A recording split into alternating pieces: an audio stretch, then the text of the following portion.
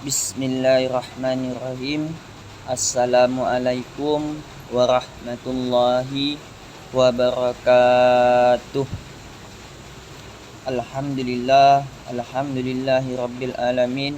Wassalatu wassalamu ala asrafil anbiya'i wal mursalin sayyidina Muhammadin wa ala alihi wa sahbihi ajma'in, amma ba'du. Pertama-tama yang saya hormati dosen pengampu mata kuliah penyuluh agama Ibu Bariyati. Perkenalkan, nama saya Fadli Raharjo, NIM 12113004, mata kuliah penyuluh agama, jurusan studi agama-agama YIN Pontianak, Fakultas Usuluddin Adab dan Dakwah, semester 5. Baiklah, di sini saya akan membahas tentang moderasi beragama. Nah, yang perlu kawan-kawan paling utama untuk membahas apa itu moderasi beragama, yaitu adalah kita harus mengetahui terlebih dahulu apa sih arti dari moderasi beragama itu. Nah, di sini arti dari moderasi beragama itu yaitu adalah jalan tengah, yang mana moderasi juga berarti sesuatu yang terbaik, sesuatu yang di tengah, biasanya ada di antara dua hal yang paling buruk. Nah, dapat diartikan bahwasannya moderasi, kata simpelnya itu adalah bagaimana seseorang itu bisa jalan di tengah, menjadi penengah, tidak ada keterbelakangan menghina agama-agama yang lain. Misalnya, ini sifat berani dianggap baik karena ia berada di antara sifat ceroboh dan penakut. Nah, itu salah satu contoh dari moderasi beragama. Nah, selanjutnya sini saya akan membahas tentang moderasi beragama. Moderasi beragama berarti cara bagaimana seseorang beragama menjadi jalan tengah sesuai pengertian moderasi yang tadi saya jelaskan.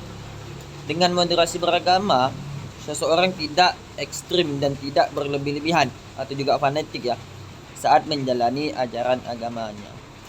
Nah, jadi menjadi orang yang bermoderasi beragama ya seperti ini, tidak bersifat lebih-lebihan atau juga fanatik ketika menjalani ajaran agamanya. Nah, selanjutnya bagaimana beragama yang berlebihan. Nah, maksud dari beragama yang berlebihan itu seperti apa? Nah, saya di sini langsung menjelaskan tentang contohnya. Nah, yang pertama di sini ada seseorang beribadah terus-menerus tanpa memperdulikan kondisi lingkungan sosialnya sendiri. Nah, maksudnya di sini itu adalah ketika kita beribadah, kita tidak paham atau juga tidak tahu bagaimana sih kondisi di lingkungan sekitar kita. Nah, yang kedua, atau ia sengaja merendahkan agama lain, gemar menghina figur atau simbol suci agama tertentu. Nah, ini sudah salah satu contoh yang berlebihan ini. Dia merendahkan agama lain, bahkan menghina, baik itu dalam ciri simbolnya atau juga figur-figur yang tertentu. Selanjutnya sama seperti pembahasan yang sebelumnya, bagaimana beragama yang berlebihan.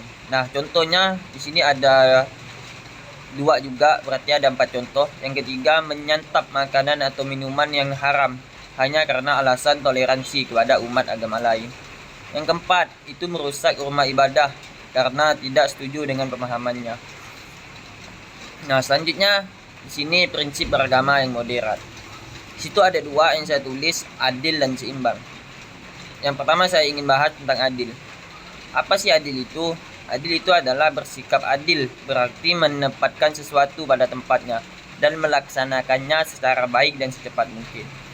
Nah, berarti itu adalah salah satu sifat adil yang menjelaskan tentang bagaimana seseorang itu dapat mampu menjadi seseorang yang moderat. Selanjutnya seimbang. Nah, seimbang di sini berarti bersikap seimbang, yang mana selalu berada di tengah di antara dua kutub. Selanjutnya yang saya ingin bahas adalah apa sih batasannya bahwa sesuatu pemahaman dan pengalaman keagamaan sudah dinilai berlebihan. Yang pertama, itu melanggar kesepakatan bersama. Yang kedua, melanggar ketertiban umum. Yang ketiga, melanggar nilai kemanusiaan. Nah, contohnya seperti apa? Nah, di sini contohnya itu jika seseorang atas nama agama melanggar Pancasila, Undang-Undang 1945 dan NKRI, misalnya saat seseorang beribadah di tengah jalan, misalnya menembaki orang yang beribadah di rumah ibadah. Nah, ini juga merupakan contoh ketika orang itu sudah melanggar norma-norma agama.